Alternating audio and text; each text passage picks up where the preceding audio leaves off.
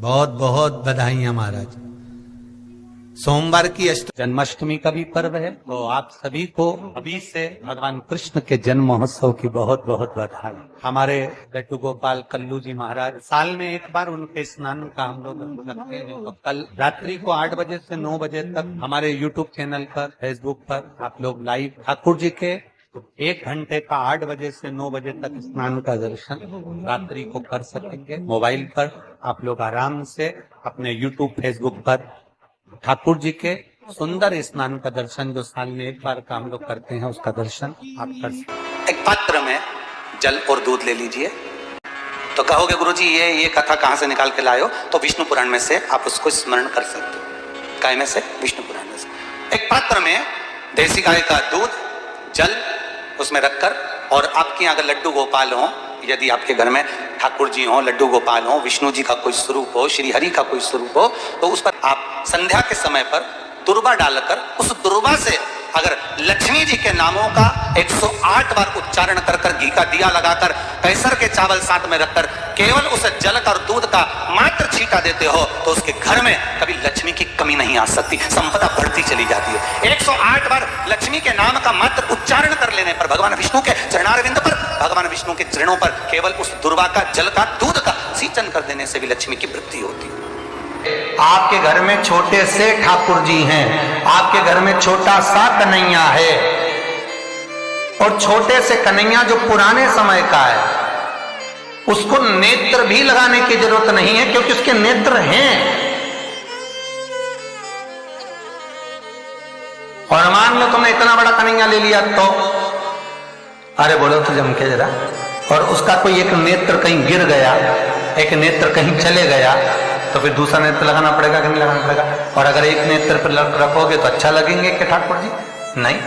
तो नेत्र होना, जितनी बड़ी मूर्ति होती है, जितना बड़ा स्वरूप होता है, जितना बड़ा शिवलिंग होता है, जितनी बड़ी मूर्ति की स्थापना होती है, उतनी उसमें सेवा की और भाव की जरूरत पड़ती है। भगवान विष्णु ने जाते हुए शिव बाबा को देखा। शंकर भगवान से, भगवान नारायण ने कहा आप कुछ कहेंगे नहीं? भगवान शंकर कहते हैं नारायण चिंता मत करो, ये बद्रिकाश्रम में जो आएगा चने की दाल चढ़ा कर जाएगा, चने की दाल को मंदिर के पीछे बैठकर ओम नमः शिवाय बोलकर जो नारायण को समर्पित करेगा, उसके मनवांचित फल को मैं 3 महीने में पूरा कर दूंगा, उसके मन की कामना को मैं 3 माह में पूर्ण कर दूंगा। आज भी नियम है, चने की दाल को लेकर जाते हैं, बद्रिकाश्रम के मंदिर के पीछे बैठकर चने की दाल को लेकर ओम नमः शिवाय का जाप करते हैं। 7 बार ओम नमः शिवाय बोलकर चने की दाल वापस घूमकर भगवान विष्णु को समर्पित करी जाती है, तो 3 महीने में मनोकामना पूरी हो जाती है। भगवान की मूर्ति जितनी छोटी होगी उतना सुख देती है, जितनी बड़ी हो जाएगी उतने लाड़ की जरूरत पड़ जाएगी, उतने लाड़ की जरूरत।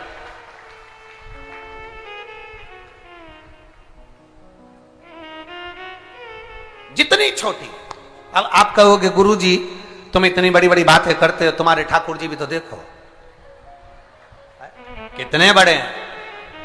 आपको मालूम होगा कि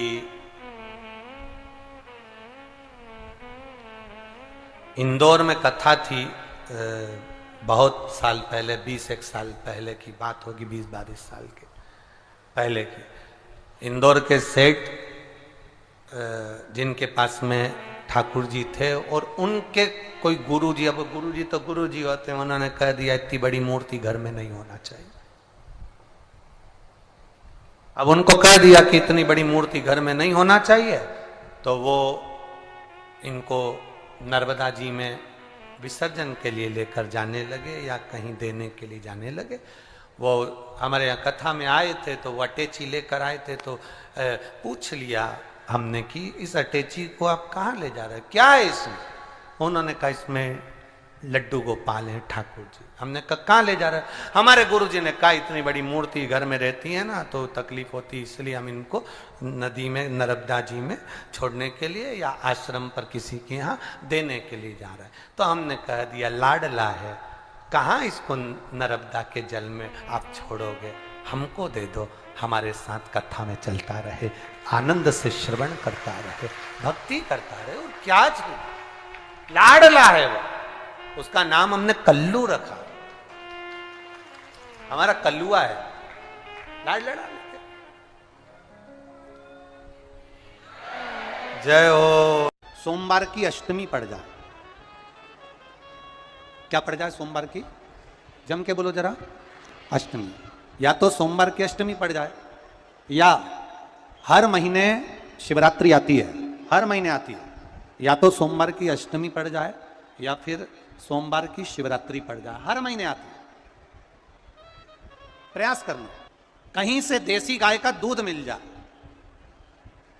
थोड़ा सा दूध देसी गाय का मिल जाए, थोड़ा सा दूध देसी गाय का, थोड़ा सा दूध अगर प्राप्त हो जाए, बेलपत्री के पत्ते से दूध कटोरी में लेकर, मात्र बेलपत्री के पत्ते से एक एक बूंद, अगर दूध आप एक बूंद अगर ज्यादा ना मिला हो, एक चम्मच भी अगर आपको दूध देसी गाय का मिल गया हो, और सोमवार की अष्टमी पड़ जाए या सोमवार की, जम के बोलो, शिवरात्रि पड़ जाए, उसमें केवल अगर देसी गाय का दूध मिल जाए, जर्सी गाय का नहीं हो, देसी गाय का अगर दूध मिल जाए, बेलपत्री के पत्ते से, तुम्हारे घर के अंदर अगर शिवलिंग है या मंदिर में शिवलिंग है या तुम्हारे नजदीक में कोई शिवलिंग है, उस पर बूंद बूंद, एक एक बूंद अगर शिवलिंग पर दूध समर्पित कर रहे हो, श्री शिवाय नमस्तुभ्यम, नमः शिवाय, या षडाक्षर मंत्र ओम नमः शिवाय, या 33 अक्षर का मंत्र महामृत्युंजय मंत्र, इसका स्मरण कर कर शिव जी पर देसी गाय का दूध समर्पित कर कर इस बेलपत्री को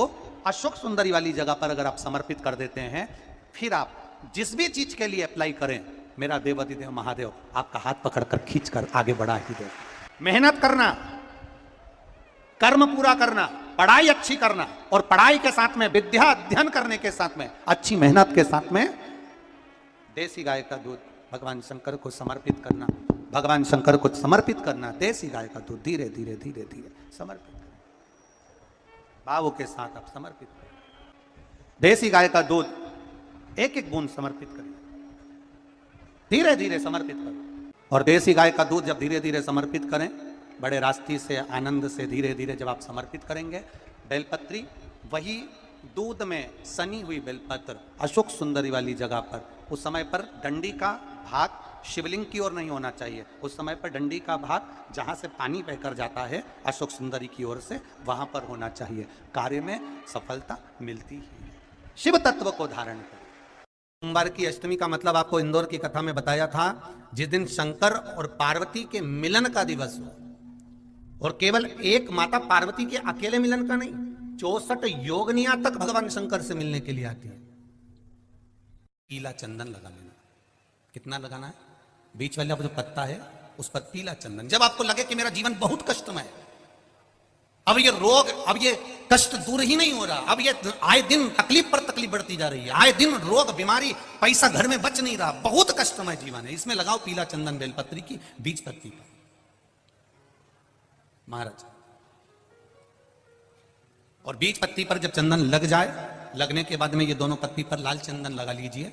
इन दोनों पत्ती के बीच में जो डंडी का भाग होता है, आपको कहा था, आपको स्मरण में होगा शायद, हमने जब बेलपत्री की महत्वता बताई थी तो उस बेलपत्री की महत्वता में कहा था ब्रह्मा विष्णु महेश ये 3 हैं, बोला था।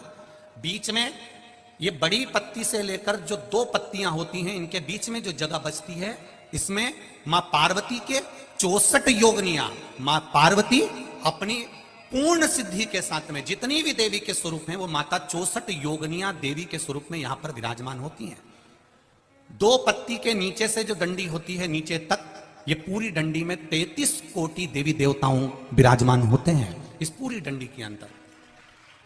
तो ये बीच वाली पत्ती है, ये जो बीच वाली पत्ती का जो भाग होता है, इस पत्ती के भाग में शहद का प्रयोग कर कर, यहां पीला चंदन, लाल चंदन, लाल चंदन, शहद का प्रयोग कर कर, इसी तरह से पकड़कर ये बेलपत्री की जो डंडी है वो अशोक सुंदरी पर जब आप समर्पित करें, तो जहां से जल बहता है उस ओर पर इस पत्ती को चढ़ाकर केवल आपके हृदय की बात कहकर देवाधिदेव महादेव से कोई भी शिव जी का मंत्र, पंचाक्षर नमः शिवाय, षडाक्षर ओम नमः शिवाय, श्री शिवाय नमस्तुभ्यम, या महामृत्युंजय मंत्र, जो शिव का मंत्र हो आपके पास में, उसको बोलते हुए देवाधिदेव महादेव को धीरे धीरे जल की धार चढ़ाना प्रारंभ करो।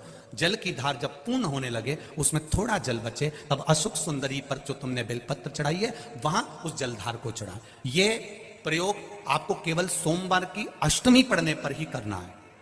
कौन से दिन करेंगे? जम के बोलिए जरा। सोमवार की अष्टमी पढ़ने पर यह प्रयोग करें।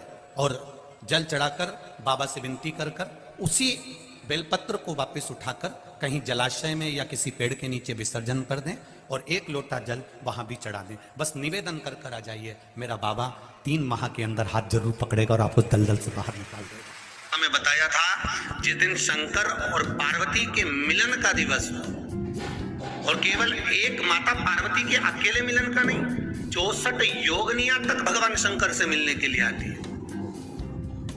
पीला चंदन लगा देना। कितना लगाना है? बीच वाला जो पत्ता है उस पर पीला चंदन। जब आपको लगे कि मेरा जीवन बहुत कष्टमय है, अब ये रोग, अब ये कष्ट दूर ही नहीं हो रहा, अब ये आए दिन तकलीफ पर तकलीफ बढ़ती जा रही है, आए दिन रोग बीमारी, पैसा घर में बच नहीं रहा, बहुत कष्टमय जीवन है, इसमें लगाओ पीला चंदन बेलपत्री की बीज कलगी। महाराज, और बीज पत्ती पर जब चंदन लग जाए, लगने के बाद में ये दोनों पत्ती पर लाल चंदन लगा लीजिए। इन दोनों पत्ती के बीच में जो डंडी का भाग होता है, आपको कहा था, आपको स्मरण में होगा शायद, हमने जब बेलपत्री की महत्वता बताई थी तो उस बेलपत्री की महत्वता में कहा था ब्रह्मा विष्णु महेश ये 3 हैं, बोला था।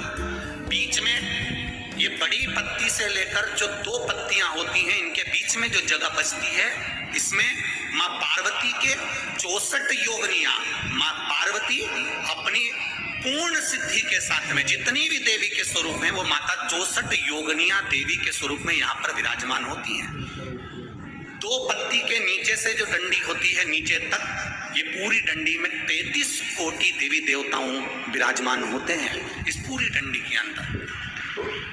तो जो बीच वाली पत्ती है, ये जो बीच वाली पत्ती का जो भाग होता है, इस पत्ती के भाग में शहद का प्रयोग कर कर, यहाँ पीला चंदन, लाल चंदन, शहद का प्रयोग कर कर, इसी तरह से पकड़कर ये बेलपत्री की जो डंडी है वो अशोक सुंदरी पर जब आप समर्पित करें तो जहां से जल बहता है उस ओर पर इस पत्ती को चढ़ाकर केवल आपके हृदय की बात कहकर देवाधिदेव महादेव से कोई भी शिव जी का मंत्र, पंचाक्षर, नमः शिवाय, षडाक्षर, ओम नमः शिवाय, श्री शिवाय नमस्तुभ्यम, या महामृत्युंजय मंत्र, जो शिव का मंत्र हो आपके पास में, उसको बोलते हुए देवाधिदेव महादेव को धीरे धीरे जल की धार चढ़ाना प्रारंभ करो। जल की धार जब पूर्ण होने लगे, उसमें थोड़ा जल बचे, तब अशोक सुंदरी पर जो तुमने बेलपत्र चढ़ाई है वहां उस जलधार को चढ़ा। ये प्रयोग आपको केवल सोमवार की अष्टमी पढ़ने पर ही करना है। कौन से दिन करेंगे? जम के बोलिए जरा। सोमवार की अष्टमी पढ़ने पर यह प्रयोग करें और जल चढ़ाकर बाबा से विनती कर कर उसी बेलपत्र को वापस उठाकर कहीं जलाशय में या किसी पेड़ के नीचे विसर्जन कर दें और एक लोटा जल वहां भी चढ़ा दें। बस निवेदन कर कर आ जाइए, मेरा बाबा 3 माह के अंदर हाथ जरूर पकड़ेगा और आपको दलदल से बाहर निकालेगा। काया के रोग से